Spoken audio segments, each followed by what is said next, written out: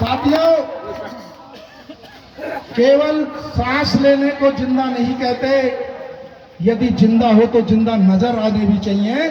और मुझे बहुत खुशी है कि मेरे जम्मू कश्मीर के गुर्जर भाई जागरूक है और अपने अधिकारों के लिए सचेत है।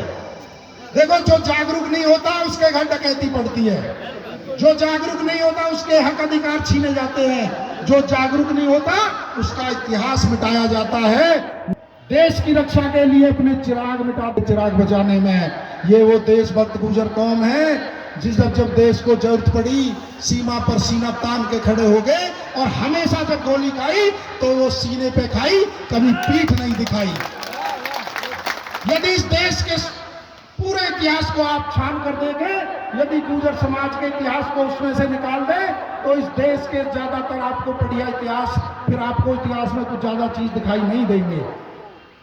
चाहे 6ठी शताब्दी का गुर्जर सम्राट मीर भोज जी हो, चाहे उसके बाद की रक्षा के लिए अपने प्राण न्यौछावर किए।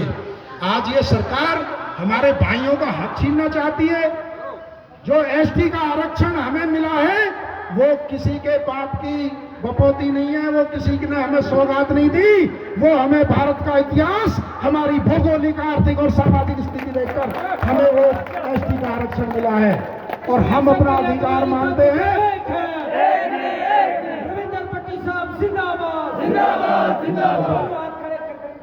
हम किसी का अधिकार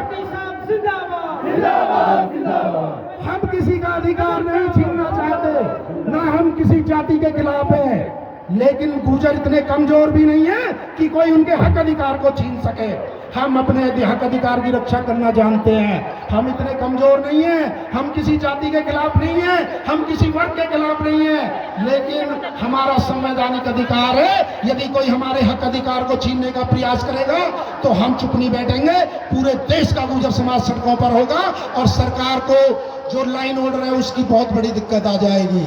ये वो कौम है जो पूरे देश को अन्न देने का काम करती है। ये वो देशभक्त कौम है जो दूध, चाय यदि इन अधिकारियों के ऑफिसों में बनती है तो गुर्जर समाज का व्यक्ति सुबह 5 बजे या 2 बजे खड़ा होकर दूध की सप्लाई करता है जब इनके ऑफिसों में चाय बनती है।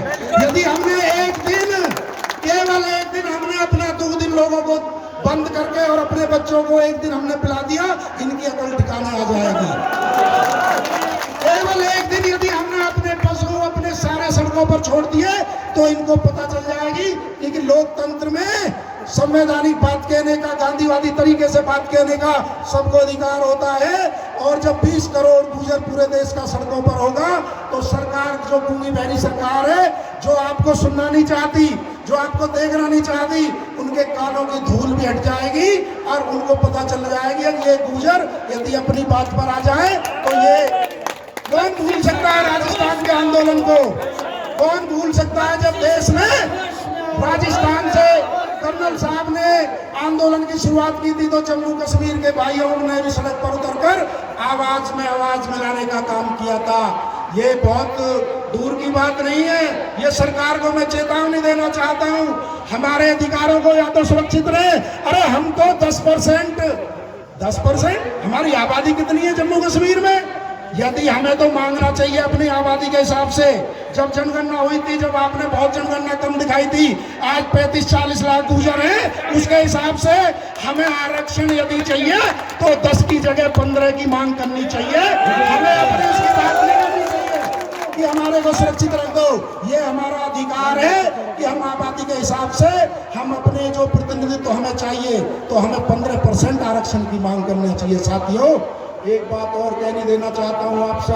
एक वीडियो देख रहा था मैं कल, कोई जिला पंचायत सदस्य गुर्जर समाज को चेतावनी दे रहा है कि मेरी कॉन्स्टिट्यूएंसी में प्रोग्राम करके दिखाएं। अरे गुर्जरों के आंदोलन तुमने देखे नहीं है? इन्होंने रेल की पटरियां उखाड़ी है और 45 डिग्री टेम्परेचर को हिलाने का काम किया है। आप चैलेंज करते हो कि कोई हम करेंगे आंदोलन, जिसमें दमो रोक के देख लेना। जो उसका क्षेत्र है उसमें ही आंदोलन होगा, हम देखें कोई कैसे रोक दे। बाबा साहब डॉक्टर BR अम्बेडकर का संविधान आर्टिकल 19 हमें देश के किसी भी कोने में जाकर अपने भाइयों के हक हकूक के लिए लड़ने का अधिकार देता है। यह संवैधानिक अधिकार है जिसका प्रयोग हम कर सकते हैं। कौन रोक सकता है? भाई अभी आपने आंदोलन देखे ही कहा है, आप तो एक छोटे से सदस्य, लेकिन मैंने उनकी वीडियो देखी तो शायद उन्होंने तो माफी भी मांग ली है गुजर समाज से। बोले मैं कुछ और कहना चाहता था, नहीं मांगे तो प्रोग्राम तो वही होगा भाई। और मैं भी जम्मू कश्मीर से जब तक नहीं जाऊंगा जब तक उसके क्षेत्र में प्रोग्राम नहीं होगा। खड़े हो जाओ।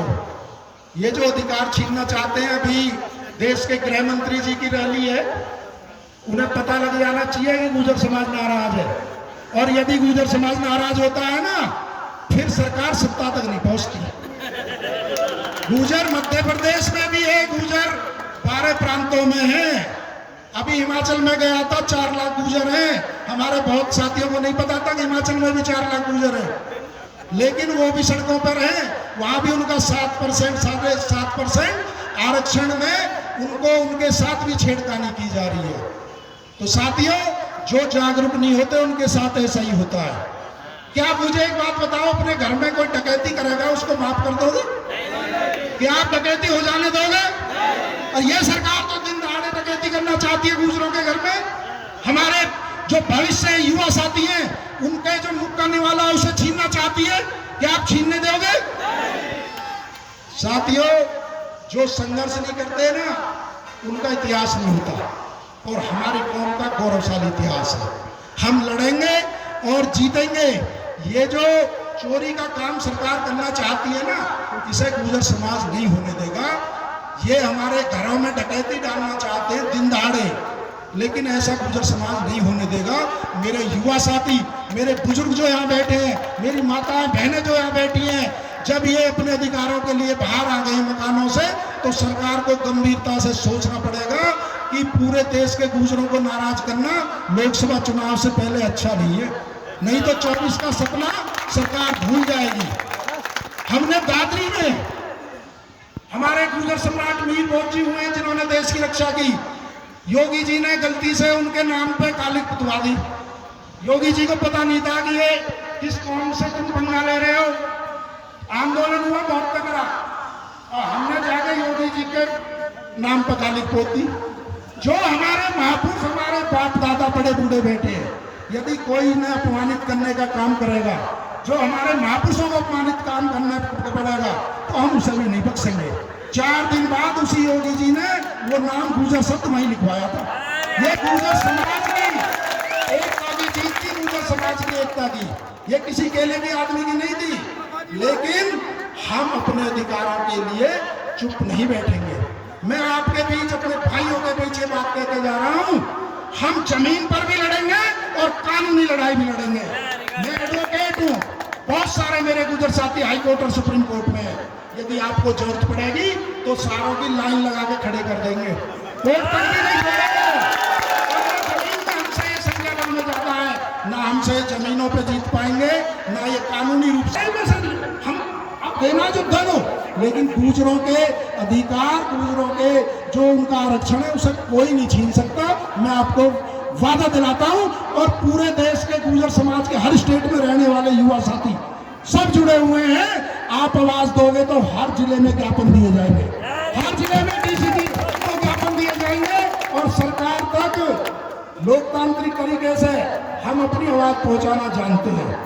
और उस आवाज को इतनी मजबूती से पहुंचाएंगे कि ये 100 बार सोचेंगे आपके हक अधिकार छीनने के लिए। मेरे साथियों, मैं केवल लास्ट में, क्योंकि समय बहुत हो गया, आप सुबह से यहाँ बैठे हो, हमें दरअसल रात को 4 बजे पहुंचे थे, हमें पहले पहुंचना चाहिए था। मैं अपनी बिरादरी से, अपनी सरदारी से मैं लेट से आने के लिए पुनः माफी चाहता हूं, लेकिन अपना सीना भी चौड़ा करता हूं कि मेरे ऐसे ऐसे वीर और ऐसे ऐसे मेरे बड़े बुजुर्ग यहाँ बैठे हैं जिनको देखने के लिए हमारा बहुत दिनों से सपना था कि हमें अपने कश्मीर के गुर्जर भाइयों से मिलना चाहिए। लेकिन इस आंदोलन के द्वारा, इस लड़ाई के द्वारा जो इन्होंने शुरुआत की है, यदि इन्होंने कोई निर्णय आपके खिलाफ सरकार ने दिया, तो मैं आपको विश्वास दिलाता हूं, हमारे पास जो हर क्षेत्र में, चाहे जमीन पे हो, चाहे कानूनी लड़ाई हो, उसे मजबूती का लड़ने का काम करेंगे। 2 लाइनों के साथ में अपनी बात समाप्त करना चाहूंगा। कि गुर्जर है हम, शेर हैं, शेरों की गुर्राहट नहीं जाती। और हम अपना लहजा नरम भी कर ले लेकिन हमारी झुंझलाहट नहीं जाती। गुर्जर एकता, गुर्जर एकता, आवाज दो, आवाज दो। हम अपना अधिकार मांगते नहीं किसी से भीख मांगते, हम अपना अधिकार मांगते नहीं किसी से भीख मांगते। बहुत बहुत